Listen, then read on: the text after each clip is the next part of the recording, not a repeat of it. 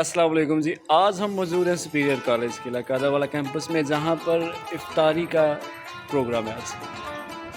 अब से तैयारियां शुरू हो गई हैं, कुछ पैकिंग करना शुरू कर दी है। ये जगह मैं आपको दिखाता हूँ जहाँ पर इफ्तारी करवाई जाएगी। ये वो सारा ग्राउंड है।